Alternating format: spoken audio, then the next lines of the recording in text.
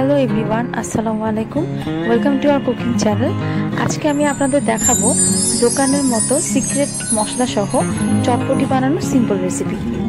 চটপটি ফুচকা পছন্দ করেন না এমন মানুষ অনেক কম পাওয়া যাবে, কিন্তু করোনা ভাইরাসের যে পরিস্থিতি দাঁড়িয়েছে তাতে আসলে বাইরে গিয়ে চটপটির ফুচকা খেয়ে ওঠা সম্ভব না। তাই বলি কি চটপটি ফুচকা খাওয়া হবে না? অবশ্যই হবে।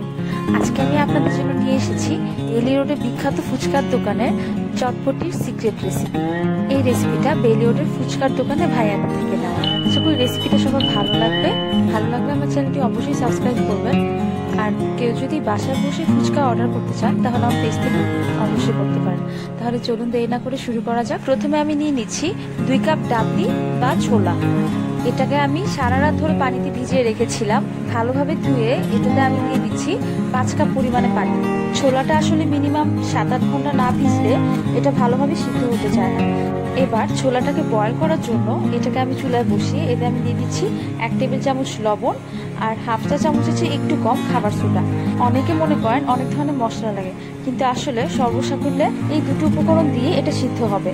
এটা বলক এসে যাওয়া পর্যন্ত অপেক্ষা করব। এরপরে চুলার আঁচটা কমিয়ে এটা একেবারে নরম করতে হবে। দেখুন এটা একেবারে মিশে যাচ্ছে। চটপটির জন্য এভাবে ডাবলিটাকে গলিয়ে নিতে সময় লেগেছে প্রায় 45 মিনিট। ছোলার সাথে মেশানোর জন্য আগে থেকে আলু সিদ্ধ করে রেখেছিলাম। এখান থেকে আমি কিছু আলু ম্যাশ করে নিচ্ছি। এই ম্যাশড আলু থেকে আমি নিয়ে নিব 1.5 কাপ পরিমাণ। চটপটির জন্য সাধারণত ছোলা যতটুকু নিব তার কাছাকাছি পরিমাণের আলু ব্যবহার করতে হয়। আপনারা চাইলে পছন্দ মতো এর পরিমাণ কম বেশি করে নিতে পারেন। আসলে চটপটি এমন একটা জিনিস যে যার পছন্দ মতো উপকরণ বাড়িয়ে কমিয়ে নিতে পারেন। এবার সিদ্ধ করে রাখা ছোলার সাথে আলুটা দিয়ে দিলাম। এবার ভালোভাবে একটু মিশিয়ে নিচ্ছি। এবার বাকি উপকরণগুলো আপনারা আপনাদের পছন্দ মতো কম বেশি করেও দিতে পারেন। দিয়ে দিচ্ছি স্বাদ মতো লবণ, আমি এখানে 1 চা চামচ ব্যবহার করেছি। দিচ্ছি 2 চা চামচ লেবুর রস, এটা দিলে ঘ্রাণটা অনেক সুন্দর হয়। দিয়ে দিচ্ছি 2 টেবিল চামচ ধনিয়া পাতা কুচি, 10 12টা শুকনো মরিচ তেলে গুঁড়ো করে পুরের মধ্যে দিয়ে দিচ্ছি। দিয়ে দিচ্ছি 1 চা চামচ লাল মরিচের গুঁড়া, সাথে দিব 1/4 চা চামচ বিট লবণ। এবারে সবকিছু খুব ভালোভাবে নেড়েচেড়ে মিশিয়ে নিচ্ছি। সবকিছু ভালোভাবে মেশাতে হবে। দিয়ে দেব 1 চা চামচ চাট মশলা বা চটপটি মশলা আর 1/2 চা চামচ ভাজা জিরের গুঁড়া। চাট মশলা রেসিপি আমার চ্যানেলে আপনারা পেয়ে যাবেন। আবারও সবকিছু ভালোভাবে মিশিয়ে নিচ্ছি। আমাদের চটপটি মিক্সটা রেডি। দেখতে পাচ্ছেন কতটা লোভনীয় হয়েছে।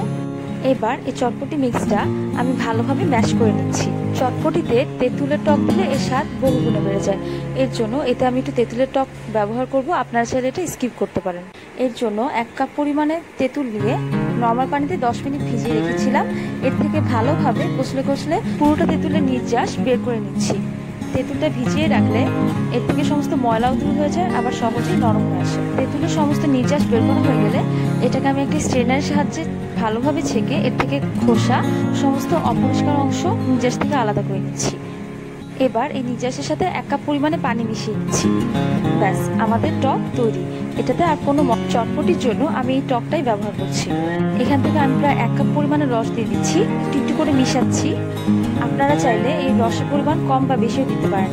এটা আপনাদের যার যার পছন্দের উপর নির্ভর করে। ভালোভাবে মিশিয়ে নিচ্ছি। আমাদের এই চটপটি মিক্স এখন রেডি। এখন প্লেটে সার্ভ করা পালা। সুন্দর করে প্লেটে সার্ভ করার পরে এর উপর গার্নিশের জন্য আমি আগে থেকে নিয়ে নিয়েছি একটা ডিম সিদ্ধ, পেঁয়াজ কুচি, কাঁচামরিচ কুচি আর সাথে ধনেপাতা। উপর দিয়ে কিছু পেঁয়াজ কুচি ছড়িয়ে দিলাম। দিয়ে দিচ্ছি ধনেপাতা কুচি। অন্যান্য উপকরণের সাথে দিয়ে দিলাম কিছু শসার টুকরো। সার্ভ করার সময় উপর দিয়ে আরেকটু টক দিয়ে দিচ্ছি। যারা টক খেতে পছন্দ করেন না তারা চাইলে কম দিতে পারেন। দিয়ে দিচ্ছি 1 চা চামচ লেবুর রস। এবারে সিদ্ধ করে রাখা ডিম একটা গ্রেটারের সাহায্যে গ্রেট করে এর উপর ছড়িয়ে দিচ্ছি। এতে দেখতেও সুন্দর লাগবে, আবার চটপটির টেস্টও বেড়ে যাবে। এগুলো সবকিছুই একেবারে অপশনাল, আপনারা চাইলে যে কোনো উপকরণ বাদ দিতে পারেন। এবার ফুচকা বানিয়ে রেখেছিলাম, এগুলো ভেঙে এর উপর দিয়ে ছড়িয়ে দিচ্ছি। ফুচকার রেসিপি আমার চ্যানেলে আপনারা পেয়ে যাবেন। লিঙ্ক ডেসক্রিপশনে অ্যাড করে দেওয়া হবে। উপর দিয়ে ফুচকা ভেঙে দিলে এটা মুখে দিলে মুচমুচে একটা ফ্লেভার আসবে, মজাও লাগবে। আমাদের চটপটি খাওয়ার জন্য রেডি। সংরক্ষণের পদ্ধতি সহ ক্রিসপি ফুচকা, রাজ কচুরি, ভেলপুরি ও অন্যান্য স্ট্রিট ফুডের জন্য আমার চ্যানেলে সাবস্ক্রাইব করে রাখুন। আজকের রেসিপিটি সবাই অনেক উপভোগ করবেন, সবার ভালো লাগবে। কোন প্রশ্ন থাকলে কমেন্টে জানাবেন। এইভাবে স্বাস্থ্যসম্মত উপায়ে চটপটি তৈরির রেসিপিটি বাসায় সবাই অবশ্যই ট্রাই করবেন, কেমন লেগেছে জানাবেন। আর আপনারা যদি বাসায় বসে এরকম মজাদার স্ট্রিট ফুড সহ অন্যান্য খাবার অর্ডার করতে চান, তাহলে আমার ফেসবুক পেজ থেকে ঘুরে আসতে পারেন, লিঙ্ক ডেসক্রিপশনে দেওয়া থাকবে। সবাই অনেক ভালো থাকবেন। আজ এখানেই শেষ করছি। আল্লাহ হাফেজ।